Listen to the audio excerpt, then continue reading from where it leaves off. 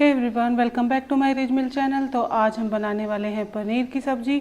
बहुत ही सादा सिंपल तरीके से बनाएंगे और बहुत ही टेस्टी बन के तैयार होगी। तो आइए बिना किसी देरी के रेसिपी स्टार्ट करते हैं। तो हम सबसे पहले मसाला तैयार कर लेते हैं।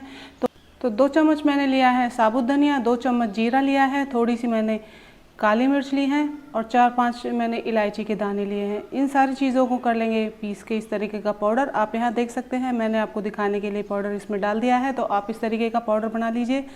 और अब हम जब ये पाउडर अच्छे से पिस जाएगा तो अब हम डालेंगे इसमें लहसुन की कलियाँ, 4 से 5 हरी मिर्च और 3-4 टमाटर काट के डाल दीजिए और इन्हें भी बारीक पेस्ट बना लीजिए। तो जब आप इस तरीके से मसाला बनाएंगे तो ये इसमें बहुत अच्छा टेस्ट आएगा। और अब हमने यहाँ दही ले ली है, ताज़ा दही का इस्तेमाल हम यहाँ करेंगे। और यहाँ ये जो हमने अभी मसाला बनाया था उसमें से थोड़ा सा आधा चम्मच डाल देंगे। आधा चम्मच से कम हम हल्दी पाउडर और आधा चम्मच हम तीखी वाली लाल मिर्च डाल देंगे। इन सारी चीज़ों को अच्छे से कर लेंगे मिक्स और इन्हें भी एक साइड में रख देंगे। और अब हम चलते हैं कढ़ाई की तरफ। कढ़ाई में हमें कर लेना है तेल को अच्छे से गरम और उसमें डालेंगे जीरा। डालने के बाद हम यहाँ डालने वाले हैं हरी मिर्च। तो मैंने 2 हरी मिर्च को बीच से स्लिट कर लिया है और यहाँ ऐड किया है। 4 से 5 हमने मीडियम साइज़ की प्याज ली है, इनको बारीक काट के और अच्छे से हम भूनेंगे। तो अच्छा भून लेना है, इनका कच्चापन अच्छे तरीके से ख़त्म हो जाना चाहिए। और हल्का सा कलर आने के बाद हम यहाँ जो दही वाला पेस्ट हमने बनाया है मसालों के साथ, इसे हम डाल देंगे। दही डालने के बाद आप लो फ्लेम पर इसे लगातार चलाते हुए पकाइएगा। और जब इसमें बॉयल आने लगे, उबाल आने लगे, तो आप गैस की फ्लेम मीडियम कर सकते हैं। और उसके बाद इसे अच्छे तरीके से पकने दीजिए। ऑयल सेपरेट जब हो जाए, आप यहाँ देख सकते हैं ऑयल सेपरेट हो चुका है। तो आप जो टमाटर वाला हमने पेस्ट बनाया है उसे आप यहाँ डाल दीजिए और अच्छे से मिक्स कीजिए। अब आप यहाँ नमक भी डाल दीजिए, क्योंकि हमने यहाँ अभी नमक ऐड नहीं किया है। तो आप जितना नमक खाते हैं उस हिसाब से यहाँ नमक एडजस्ट कर सकते हैं। नमक डालने के बाद अच्छे से मिक्स कीजिए और इसे भी अच्छे से पकने दीजिए।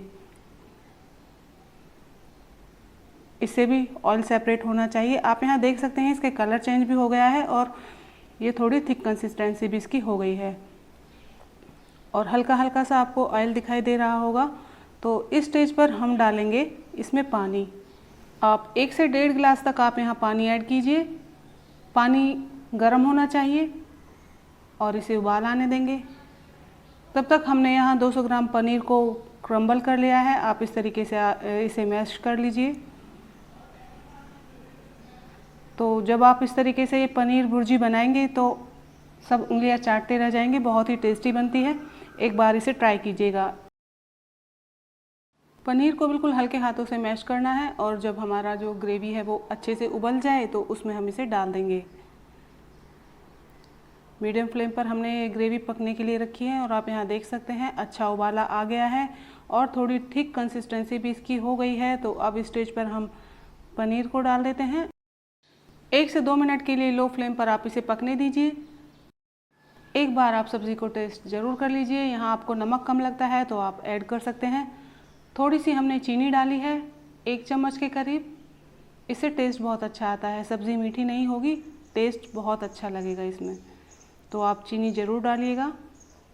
और जब अच्छे से सब्ज़ी हमारी पक जाएगी तो यहाँ हम डालेंगे कसूरी मेथी।